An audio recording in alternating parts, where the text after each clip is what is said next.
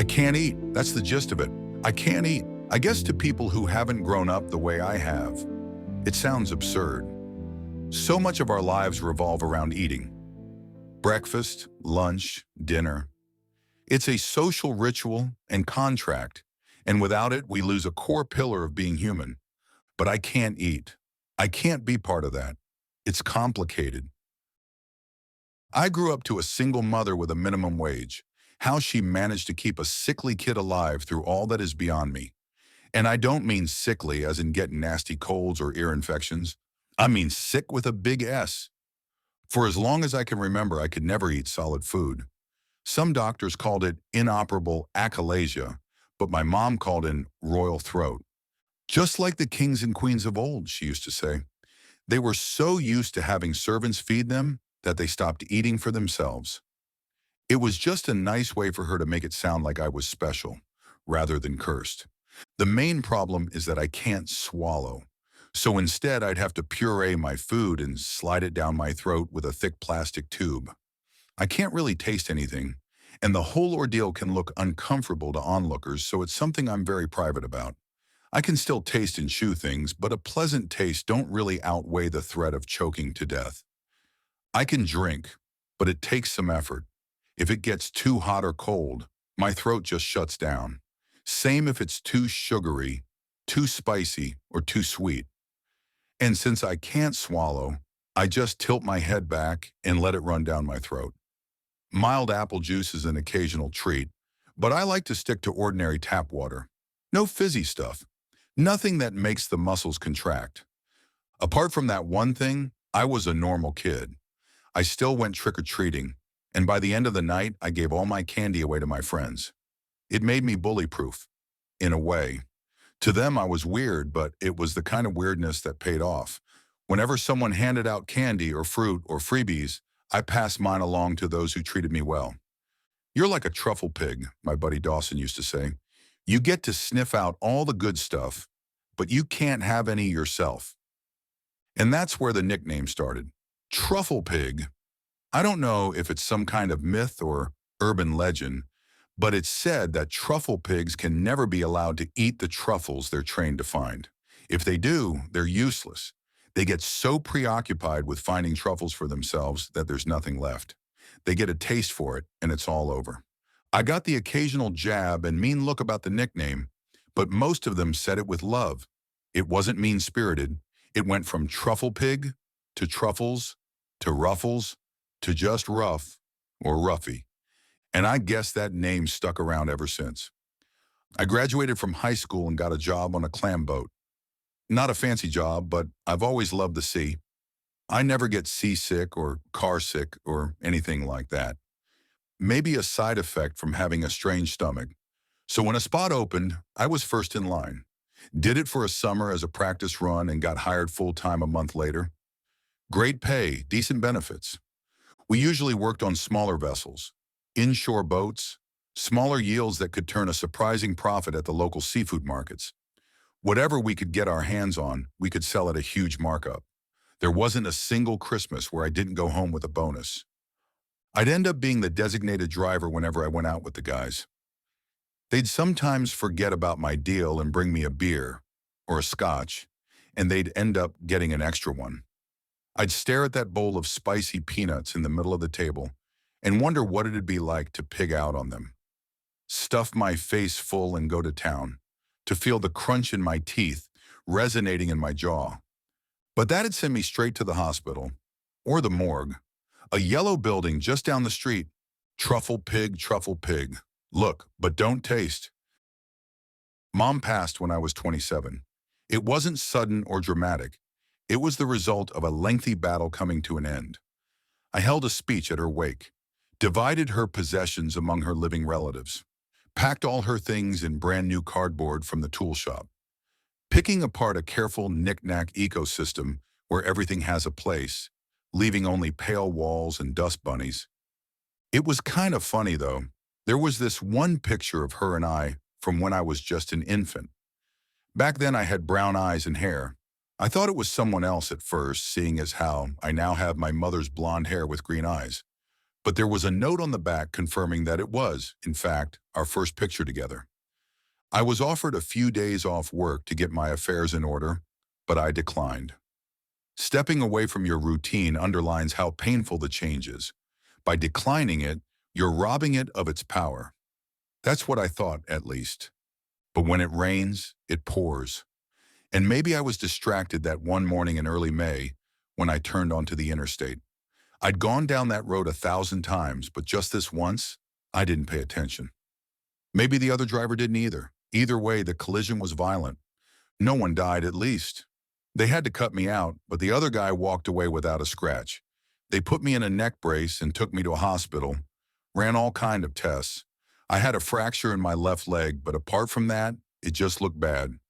Most of it was surface-level stuff. They still did their due diligence, though.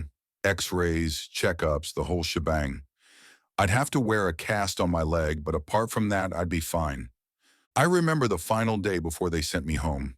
The doctor, a middle-aged Indian woman, went through my x-rays and talked at length about how lucky I'd been. In between instructions on how to keep my cast clean, I threw in a question. "What about my neck?" I asked. "Am I going to have to change how I eat?" "No, that should be fine," she said. "Why do you ask?" "The achalasia," I said. "It's inoperable. Should be in my file." "Achalasia?" She looked at me for a couple of seconds, then back up at the x-ray. "You don't have achalasia." I went over it with her again and again. I told her I'd been diagnosed as an infant, that it had stuck with me all my life, that my throat was atrophied, and that I could only have pured food pushed down my throat with a tube. Royal throat, like the kings and queens of old. "I know what you're referring to," she said, "but I don't know what to tell you. You don't have it. From what I can see, you've never had it."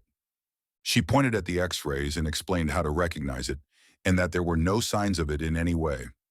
I was perfectly fine. I just had to practice eating. "If you've been doing this for so long, chances are you'll never get quite used to it," she admitted. "But physically, there's nothing wrong. But it's going to take time adjusting to." I walked out of there on crutches, but I barely even paid attention to the leg. I couldn't believe it. All this time, I could have been just like all the others. Someone must have misdiagnosed me. But there was nothing in my files suggesting there'd even been a conversation about achalasia in my past. In those files, I was perfectly healthy. Always had been. I couldn't make sense of it. There had to be a reason I'd lived the way I had. I decided I would go through my mother's things to see if there was a hint. I had boxes to go through a second time. Maybe I'd missed something.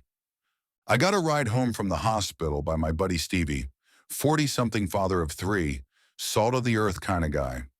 The kind of person who has a pickup and doesn't mind helping you move, 'cause that's just what you're supposed to do. He must have noticed I was a bit quieter than usual. "Don't worry about work, Ruffy," he said. "Give it a couple weeks." "Thanks, but that ain't it," I said. "It's my throat." "Whiplash?" he asked. "Well, got an ache or something?" I explained to him what the doctor had said, that I was fine and always had been. I told him about the x-rays, how nothing showed, and how there was nothing in my files. Stevie got so caught up in the story that he almost missed a green light, making the guy behind us lean on the horn. Stevie snapped out of it and stepped on the gas. "That's fucked up," he said, making a left turn. "But I mean, that's good news too." I suppose, yeah. I was gonna have to get used to a new way of living, one where I could sit by the table and share a meal. I had a hard time wrapping my head around it. I was a bit scared. After all, what if I didn't like it? Could I just go back to pretending? But first I had to give it a try. I couldn't just go trudging into a restaurant and order a ribeye. I had to try something small. I had Stevie drop me off at the supermarket. I bought some yogurt, cucumber, and chocolate ice cream. I asked him to join me in the kitchen. I figured it'd be for the best to have someone call for help if things went sideways. Like the doctor had said, even if I was physically okay, it'd take time getting used to the sensation. There aren't exactly any tutorials on how to eat. It's supposed to come naturally to us. It's not something you learn. We sat down at my kitchen table, and I cracked open the yogurt. Stevie had a Coke. I didn't have any cutlery, so I had to grab a teaspoon from my mom's kitchen box. I dipped it in the yogurt, picked it up, and observed. My heart was beating out of my chest. "You all right?" Stevie asked, nervous. "Just try a little," he smiled. "Try to enjoy it." So I tried it. I let my tongue soak in the soft vanilla and acidic tang. I took a deep breath, leaned back, and just tried. I almost choked as my throat muscles cramped up, but it went well enough. It was wildly uncomfortable, though. I coughed a little, but held up a hand to show Stevie I was okay. I tried a little more, and then some ice cream. It was difficult, and I could feel an ache in my throat. I was flexing muscles I'd hardly ever used. Over a painstakingly slow hour, I tried little bits and pieces of things. I was getting used to it, slowly but surely. I had to stop when I got to the cucumber, though. I cut it up and tried eating it, like a mush. But part of the skin got stuck in the back of my throat. I ended up having a coughing fit. Stevie had to give me a couple backslaps. We decided to pause for the day, but it was promising. I was feeling something I hadn't felt before. It was a new experience, and I was getting better at it. "Give it a month," said Stevie. "By the time that leg cast is off, you'll be a brand new person." Over the next few days, I was stuck at home, waiting for my leg to heal. Meanwhile, I took some time going through my mom's stuff. Everything from old phone books to photo albums. There were a lot of baby pictures, but they weren't in a particular order. In most of them, I had blonde hair and green eyes, but there were a couple where it was still a clear brown. I could see a couple of things change in my mom, too. Her hair getting longer, the marks under her eyes growing deeper. But there were other things, too. There was this one picture where she was breastfeeding me, and another shortly after where she used a bottle. There was also one where she'd been in some sort of accident, wearing a bandage that reached up to her shoulder. All the while I was microdosing on food, little pieces of ice cream and yogurt, mashed potatoes and gravy, a strawberry sorbet. It took some time to get my throat moving, but after just a couple of days, I could swallow with little to no problem. The first solid food I ate was a salty peanut. I bit down and chewed it for so long that my jaw ached. And when I finally swallowed, I could feel a tingle in my neck, like little puzzle pieces falling into place. I was so relieved I could cry. I ended up eating a whole bag, letting a rerun of Friends echo in the background. But all I could hear was the sweet crunch of peanuts breaking against my perfect enamel. It was such a filling sensation, flavor, texture, mouthfeel, and with it all, the realization that I had so much more to experience. It was euphoric. I wanted to save the first time I had a big dinner for a special occasion with my work friends. Not just Stevie, but the whole crew. My cast was still healing, so I had some issue getting around. But that wasn't going to stop me from having a fantastic night. A proper steak dinner, a shrimp cocktail, garlic bread. I didn't hold back. I think my colleagues could feel the change in the air, as they all got equally excited to order. We had some drinks, made some jokes, and left all the pretense at the door. Just guys being guys. As soon as I dug into my shrimp cocktail, I could feel something. There was this rush of energy, like an electric surge. I could feel my pupils growing larger, and I couldn't close my eyes. My breathing grew shallow, and my pulse wouldn't stop rising. It's like I was on some kind of drug or fighting for my life. I thought I might be having an allergic reaction, so I had to stop myself and do a mental check. I felt fine. I was fine. Great, actually. The moment my steak arrived, the others raised a glass. "To good food," Stevie said, "and good friends." The others echoed the sentiment, but before they got to good friends, I'd sunk my teeth into the steak. I could feel the juices soaking into my teeth. It's difficult to describe the sensation. It's like I didn't just eat a steak. I could hear the bovine death cry in the back of my head. I could feel myself growling as a predator, sinking my teeth in like a prowling tiger. I daydreamed with open eyes, watching the red of the meat pulse with an invisible heartbeat. And somewhere in the distance, I could hear Stevie say something, but I couldn't make out the words. I bit down hard and tore away. My teeth ached as if they were pushing themselves out of my mouth, reaching for more meat. And with every passing second, the restaurant faded away until something cold splashed across my face. I was lying on the floor. My work friends were standing in a circle around me. One of the waiters called an ambulance. My hands were covered in grease. I'd grabbed the steak right off the plate with my bare hands. There were bite marks on my forearm, deep ones, still bleeding. I had to get my arm stitched up. According to Stevie, I'd gone completely feral. I'd torn that steak up, reached across to Luke's pork chop, and grabbed that too. When I couldn't immediately grab more meat, I'd fallen to the floor, biting my own arm like I was trying to subdue a prey animal. They'd never seen anything like it. "Some kind of episode," Stevie said. "We're worried about you." Doctors didn't know what to make of it. Some kind of chemical imbalance from a sudden shift in diet, combined with stress and physical recovery. It didn't help that I'd been drinking. Not much, mind you, but enough for it to affect me. They couldn't point to a single instigating factor, and instead prescribed me a kind of anti-anxiety medication. They were just throwing darts at the wall at that point. Coming home, I noticed something peculiar. There was a crack in the side of my cast. I'd just been at the hospital, and it had been fine, so it must have happened recently. I thought about going back there, but I flexed my leg a little, and it felt fine. And in a couple of minutes, the whole cast peeled off. My leg was healed. Now, I'm no doctor, but I couldn't feel anything wrong with it. I could put pressure on it, walk, flex my foot, not even a hint of pain. The only thing I could point out as being unusual was a strange skin growth on the left side of my thigh. At first, I thought it was a long strand of hair, but it was too thick and covered in skin. Touching it didn't hurt, so I just broke it off and held it up. I got a little spot of blood from it, but nothing major. The thing was moving when I held it up, contracting over and over like a dying insect, or like the leg of a shrimp. I got a call from my boss the following morning. They insisted I took some time off, in accordance with my doctor. They were eager to have me back, but I had clearly not adapted to my new circumstances. It was a very diplomatic way of saying I was making people uncomfortable, and that they needed some time before they could forget that mental image of me gnawing on myself like a wild animal. But that just gave me more time to experience things on my own.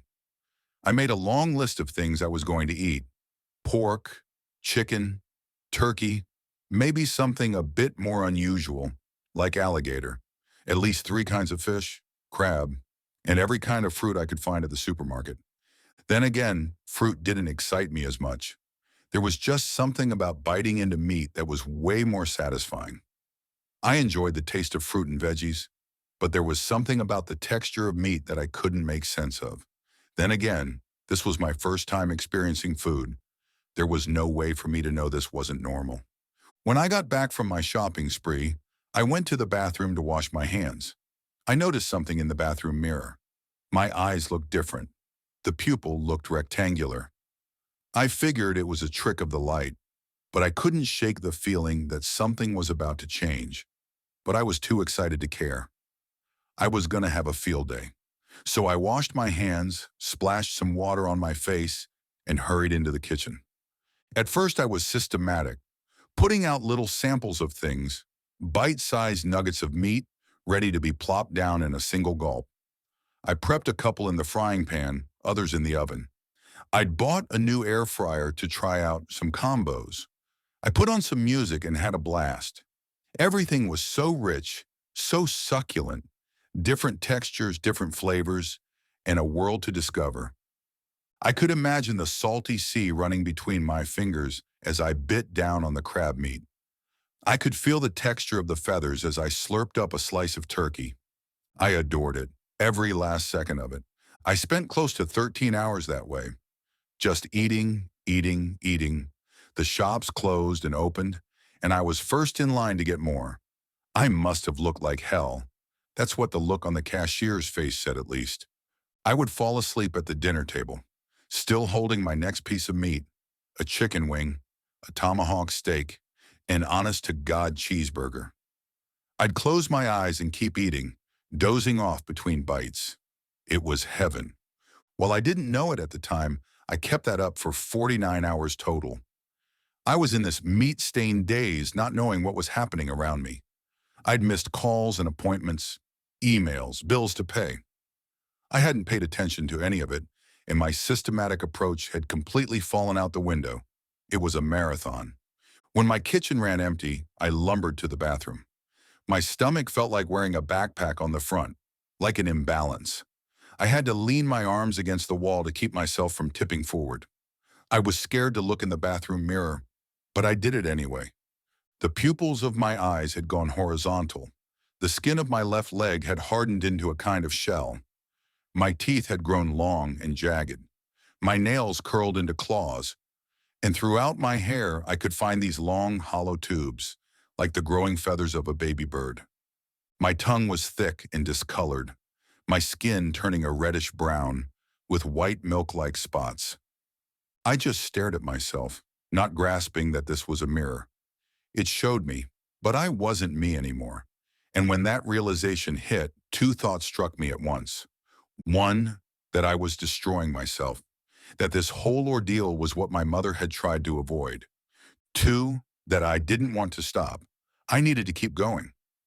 I went through my mother's things in between meals.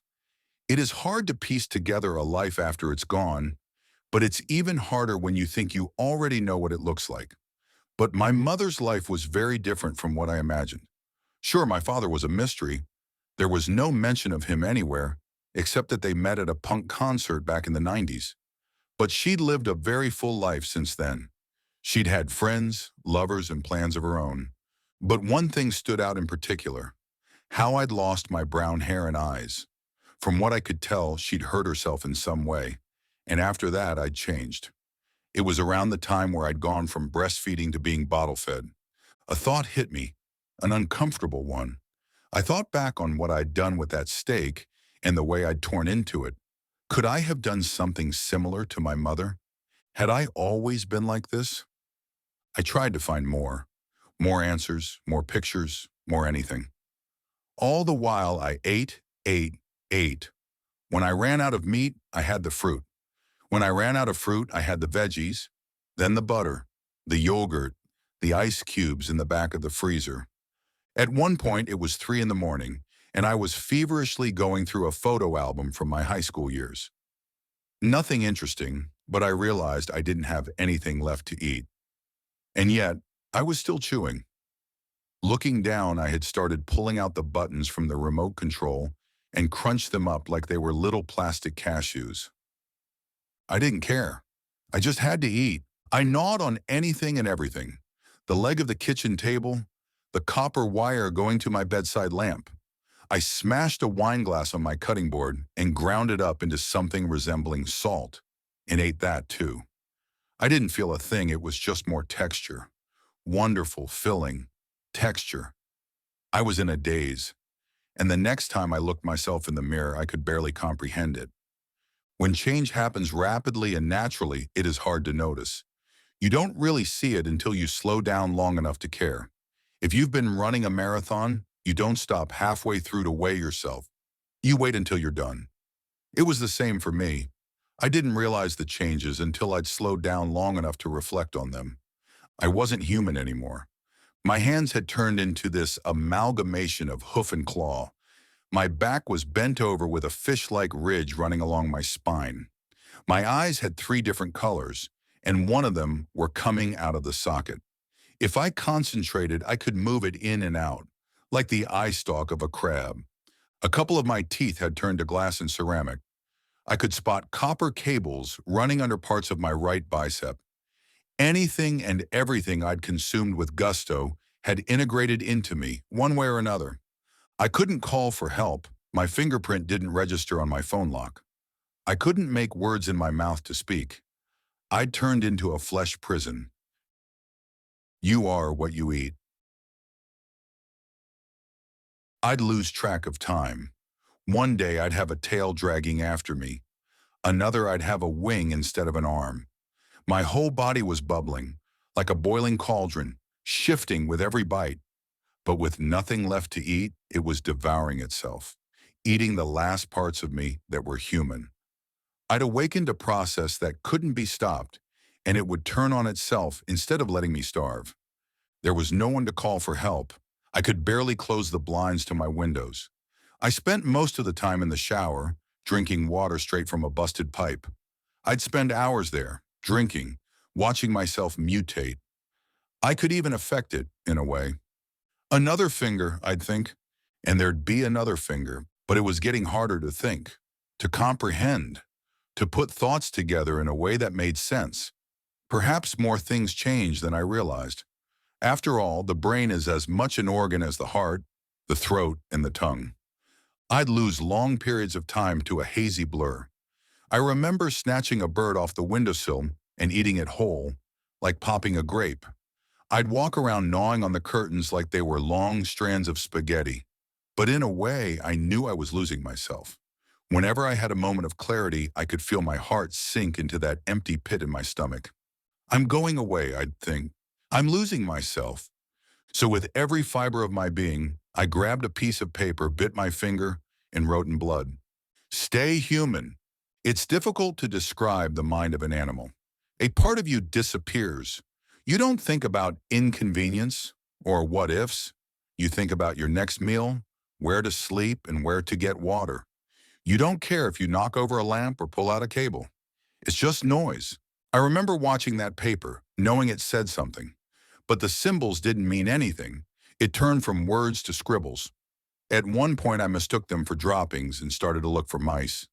Didn't find any. I didn't consider myself lost. I didn't consider anything. And for days, I lumbered back and forth, turning my home into a nest. Then at some point, the symbols made sense. A rare moment of clarity. Stay human. I knew it was temporary, a matter of minutes, maybe an hour. I had to think of a plan, something, anything that would make me stay human. Everything pointed to me taking on the properties of what I ate. So if I wanted to make myself human, there was only one solution, one grotesque, unthinkable solution. Now I could find something tasteful in everything I ate, anything from glass to copper to wood and bone. But having to eat human meat to find myself, that was a line too far. But what choice did I have? I made a plan. It was a long shot, but it was the only one I could think of. I could feel myself slipping, so I tried to remember three things: the color of the building I had to go to, the direction I had to move, and that there was meat there. Color, direction, meat. I repeated it like a mantra. I remember standing by the front door, pressing my head against the wood. I could hear someone taking their sweet time to lock up and leave in the hallway outside. "Please, just go," I prayed. "You have to go." By the time they were gone, so was my mind. All that remained was color, direction, and meat. I made it outside. I followed the direction, looking for the color. A yellow building, just down the street.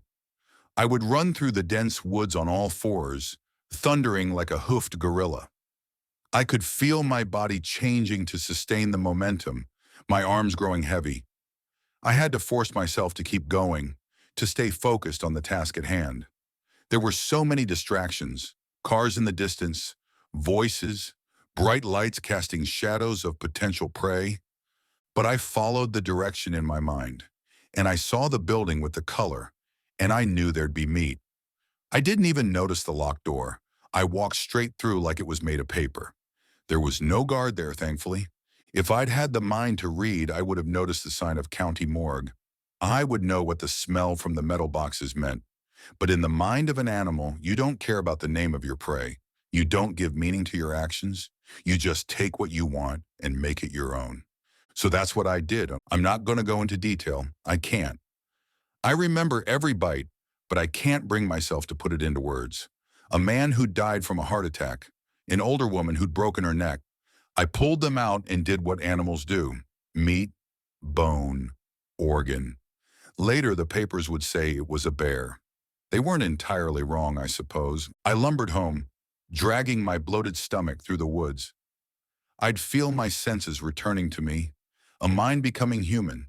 But with that realization came understanding in what I'd done and the searing emotional pain that ensued. I lay there among the berry bushes and the blue sunflowers outside my apartment complex, hoping no one would see me, as I waited for an opportunity to go home. But honestly, at that moment, I think I rather would have died. So here we are, back at the start. I can't eat. My hair has grown out into a mix of black and gray, a combination of the two people missing from the morgue. My face still looks like my own. I guess that part was still buried somewhere deep in me. I'm a little taller and a little heavier, but my colleagues have chalked that up to a change in diet. I've gone back to an all-puree lifestyle, that same old bottle pushing straight into my gut. I can't allow myself to be lost to sensation again. I treat myself to some fruit every now and the occasional drink, but I don't eat full meals. I don't want to tempt fate any more than I already have. I'm back at my job, and I think I'm doing all right. People are looking at me like they always have. No one questions that I've gone back to what works for me. They could see for themselves that something didn't sit quite right when I started eating. They didn't want to see that roughie again, and that's fine with me. Of course I want to know more, but the only person who could tell me for sure has passed on. There are no more leads, no more signs. The only thing I could find was a curiosity among my mom's old letters. I'd missed it once because it was stuck in her collection of birthday cards, but there was a handwritten note from an anonymous sender. I told you not to breastfeed him. No name, no signature, just messy handwriting on a crumbled up piece of yellow paper.